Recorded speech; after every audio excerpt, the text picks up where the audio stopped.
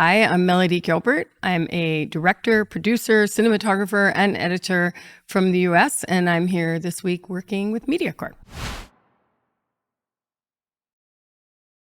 What sparked my interest in documentary filmmaking is it actually came from journalism. I used to be a journalist, and I found that telling very short stories made me crazy, and I always wanted to tell more. I would go out on a shoot, and I would be interviewing people, and and when it was just getting good, then we had to leave. And so I decided that I was going to start filming longer stories, and I started working on longer stories, and eventually started my own company, just making my own things. And it's been quite a journey ever since. The biggest challenge when I first started documentary filmmaking, making my own films, was that I had to learn how to do everything myself. The filming, the editing, the audio, the producing, doing it all myself was very difficult. But the hardest part was the audio. I was always having trouble with making sure that I could, hear the audio or record the audio and getting that right. And that was such a frustrating thing, working alone, because I was used to having a crew, and with a crew, I would have a very nice camera person, and then I would have a sound person, and working that alone was really hard.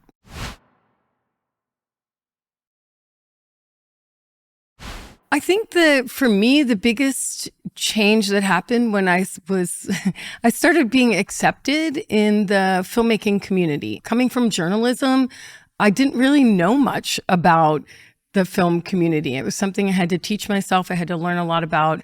And I think there was just such a big transition for me when I started getting into film festivals and getting awards and being recognized, like being written up in film magazines and things and being reviewed. And it was a very interesting transition. I didn't go to film school, so I didn't really know what I was doing. And that changed a lot for me when people started recognizing me as a filmmaker. And moving on from there was very exciting because I felt accepted.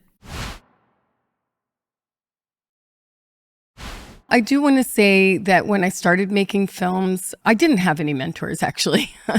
And that was really frustrating for me. I was living in Minnesota at the time, in the Twin Cities, Minneapolis, St. Paul, and there just weren't a lot of people making documentaries outside of the public television system, which I had already done. I was already working and had worked at public television.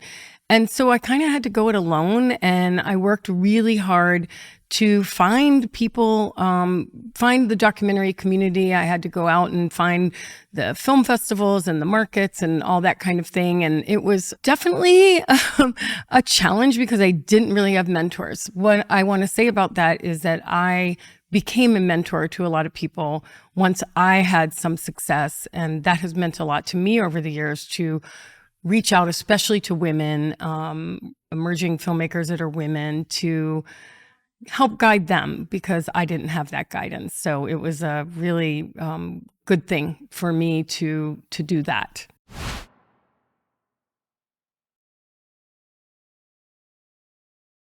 First of all, I'm very interested in subcultures, and I'm also very interested in just the human condition.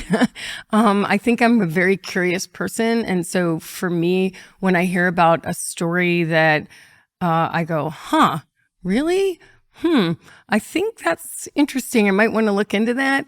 That's kind of how I just go find my ideas and get started. I feel like it's also because I'm a non-judgmental person.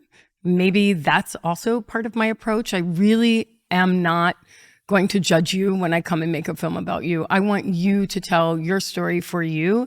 And I think people really get that when I'm with them in the field or when I'm talking to them. I'm genuinely curious about their stories, and not in a way that I'm coming at them to get something from them. I just am basically a non-judgmental person. My filmmaking now at this point has expanded like 20 years, and each film has it has a life. Each film is very different.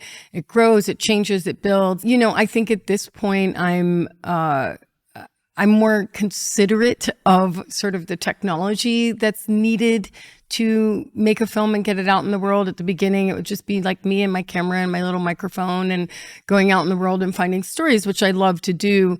But now I'm much more conscious about, if I want to make this into a film and I want it to get out in the world, that I am going to have to do certain things with the technology, the kind of cameras and the audio and that type of thing that is sometimes a little prohibitive, actually. It kind of takes the joy out of it in some ways.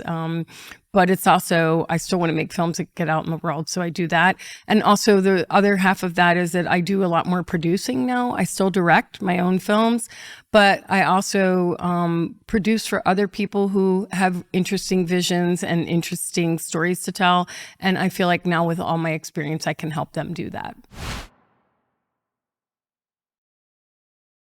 For aspiring filmmakers, I can tell you this: just do it. Don't make excuses. Just make things. Go out and do things. I don't care what kind of equipment you have. If you have stories to tell, do that. Go and tell stories. You can find a way to fail when you do that. That's okay. You will learn from each thing that you make, and you'll get better each time. And I really encourage you to get out there, make mistakes like I just did. Go out there, make mistakes, learn from your mistakes, and then make something else. I mean, I think if this is one industry that it's okay to not succeed right away, but just keep learning, find a team of people, find friends that you feel comfortable with, that you can make films with, and have a good time doing it. And then just move on, just keep moving on. That's actually a very emotional question.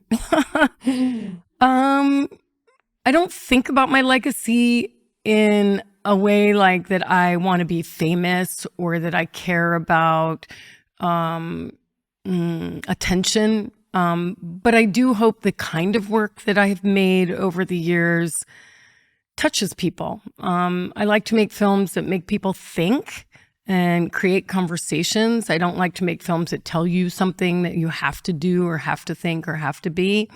And I think that for me, that's the most important thing. And I especially hope that my work encourages women, young girls and emerging filmmakers, to get out there and try, because it is a man's world still in this business. And I think it would be great to have more women out in the world. And if I can help them, I will. It's been an amazing week. I love Moldova. This is my 6th trip to Moldova. I work with Moldocs a lot down in Cahul, and I've been here for other festivals and other things in Moldova, and I just love it here. The creative energy, the sort of the desire to learn and grow and listen is really exciting for me. There's sort of this genuine interest in things that is exciting for me to be around, and the youthful energy, the sort of the experiments that we did this week were really fun, and I see a great future for Moldovan cinema here. And I'd like to also thank the U.S. Embassy for their support. And all of Mediacor has been so welcoming and so wonderful and organized. And my project manager, Alina, has been so great. And every step of the way, I have enjoyed everything I've done here. And I hope that the students have enjoyed it too. And I want to come back. So find a way to bring me back.